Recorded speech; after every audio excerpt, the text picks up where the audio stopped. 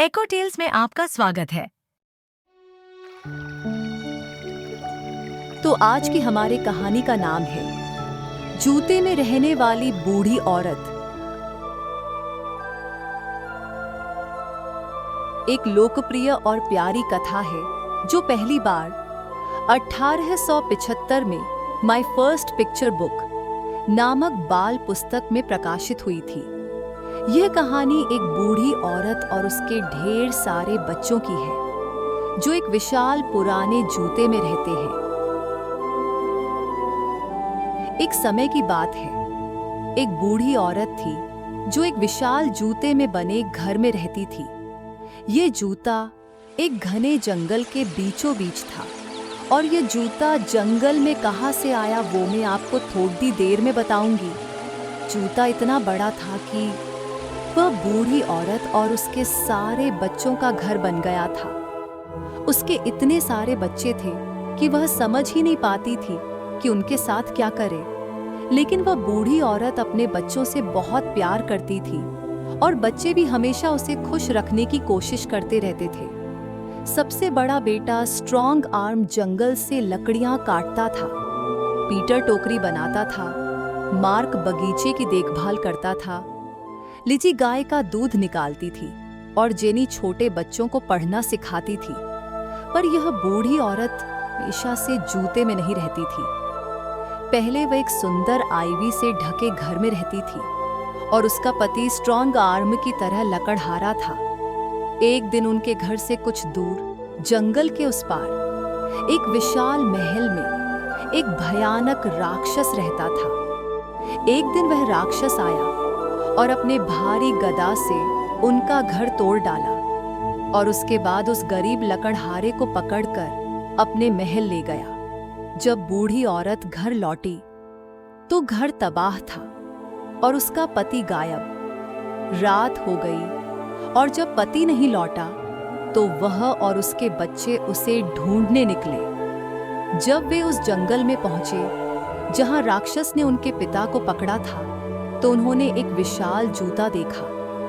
उन्होंने काफी देर तक रोते हुए अपने पिता को पुकारा, लेकिन कोई उत्तर नहीं मिला।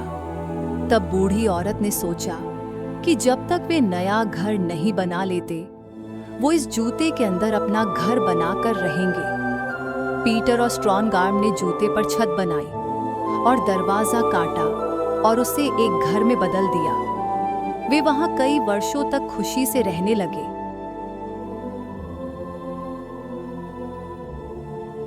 लेकिन बूढ़ी औरत अपने पति को कभी नहीं भूल पाई।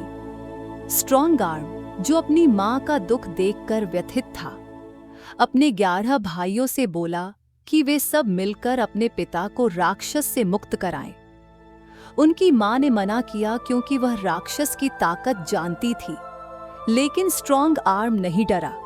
उसने 12 तेज तलवारें खरीदी और पीटर ने 12 मजबूत ढाले, हेलमेट, तीर कमान और लोहे के सिर वाले बाण बनाए। फिर सब तैयार हो गए जंगल के रास्ते से राक्षस के महल की ओर जाने के लिए। अगले दिन उन्हें राक्षस का महल दिखाई दिया।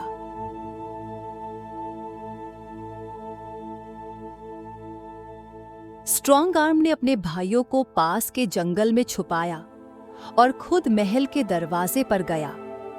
वहां उसे एक बड़ा सिर वाला अजीब लड़का मिला जो हंसता जा रहा था। स्ट्रॉन्ग आर्म भीतर गया और एक नौकर मिला जिसने सिर झुकाकर पूछा, क्या चाहिए? स्ट्रॉन्ग आर्म ने कहा कि वह अपने पिता को राक्षस से छुड़ाने आया है। नौकर ने बताया कि उसके पिता जिस जगह कैद हैं, वहां एक विशाल ड्रैगन पहरा दे रहा है। लेकिन स्ट्रॉन्ग आर्म डरा नहीं। उसने जाकर ड्रैगन को देखा, वह सो रहा था। स्ट्रॉन्ग आर्म और ड्रैगन के बीच युद्ध हुआ। ड्रैगन ने स्ट्रॉन्ग आर्म को अपनी आग से जलाने की कोशिश की, पर अंत में स्ट्रॉन्ग आर्म ने अपनी तलवार सीधी उसके दिल में घोंप दी। ड्रैगन चिल्लाया और उठने ही वाला था कि उसकी जान चली गई। उस समय राक्षस दूर के कमरे में सो रहा था। ड्रैगन को मारने के बाद वही अजीब लड़का स्ट्रॉन्ग आर्म को उसके पिता के पास ले गया। पिता ने बेटे को देखकर गले लगा लिया। फिर बाकी भाई भी आ गए और उन्होंने पिता की जंजीरें तोड़कर उसे आजाद किया। अब वापस लौटते हैं बूढ़ी औरत की ओर। उसके बेटे निकल चुके थे और वह गम में डूबी थी। तभी एक बूढ़ी जादूगरनी उसके पास आई। उसने कहा कि वह राक्षस से नफरत करती है और उसकी मदद करेगी। वह बूढ़ी औरत को अपनी झाड़ू पर बिठाकर राक्षस के महल ले गई। उस जादूगरनी के पास बहुत ताकत थी। उसने राक्षस के पैरों में बेहद दर्दनाक फोड़े कर दिए। जब राक्षस उठा तो दर्द से तड़प उठा। उसे अपना पुराना आरामदायक जूता याद आया, जो अब बूढ़ी औरत और उसके बच्चे इस्तेमाल कर रहे थे। वह जंगल में जूता वापस लेने निकल पड़ा। वह जूते तक आया और जोर से हंसते हुए उसने अपना पैर उसमें डाल दिया, जिससे छत टूट गई। बच्चे डरकर इधर-उधर भागने लगे और किसी तरह दरवाजे और जूतों के पुराने चीरे से बाहर निकले। तभी तक स्ट्रॉन्ग आर्म, उसके भाई, पिता, जादूगरनी और बूढ़ी औरत वहां पहुंच चुके थे। स्ट्रॉन्ग आर्म और उसके भाइयों ने बाण चलाए और राक्षस को घायल कर दिया। फिर स्ट्रॉन्ग आर्म उसके पास गया और उसका सिर काट दिया। इसके बाद उन्होंने मिलकर एक नया सुंदर घर बनाया और सब हमेशा हमेशा के लिए सुखपूर्वक रहने लगे।